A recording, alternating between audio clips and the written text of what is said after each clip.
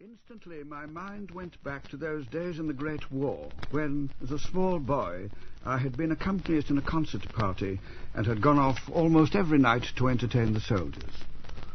2 or 3 items were always reserved for such Tommies as cared to sing, and I'd learned something of the good-natured fellow who would come beaming up to the platform and whisper in one's ear, "Look, I haven't any music, but it goes like this, hi-ti-ti-ti-ti-ti-ti," and so on.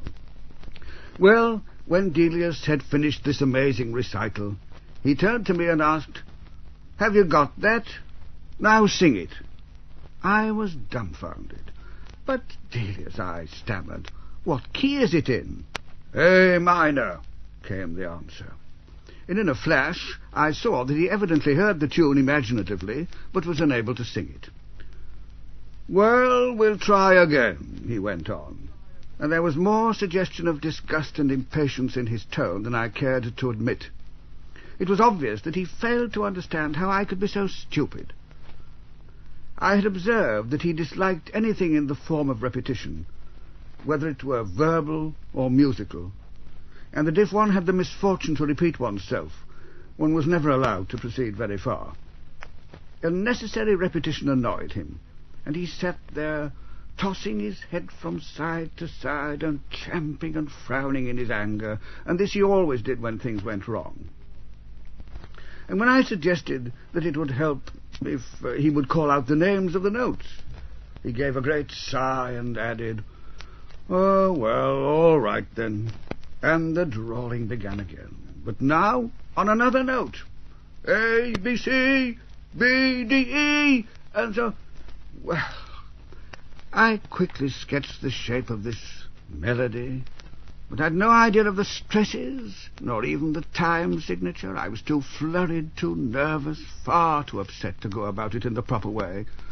I had not thought that it would be anything like this, and the sting of my emotion pierced me to the heart. My pen flopped about in my fingers, and in my confusion I found myself holding it upside down.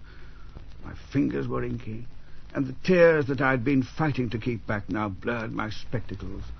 I couldn't see, and the more I looked at this relic of a man and heard his hopeless attempts to make himself understood in but the rudiments of the glorious art in which he so greatly excelled, the more distressed I became.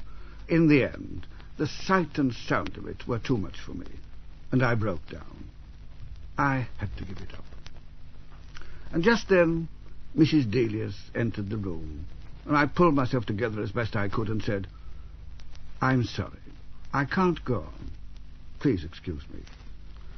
I got up and went out into the porch, and as I groped my way in the pitch darkness round to the door which led up from the garden to the music room, I overheard Delius say to his wife, "Jelka, that boy is no good.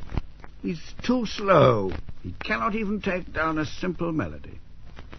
I slept very little that night, for now it seemed that my mission was a complete fiasco. There was only one consolation, and that was in the thought that nobody on earth could have made head or tail of those faltering sounds.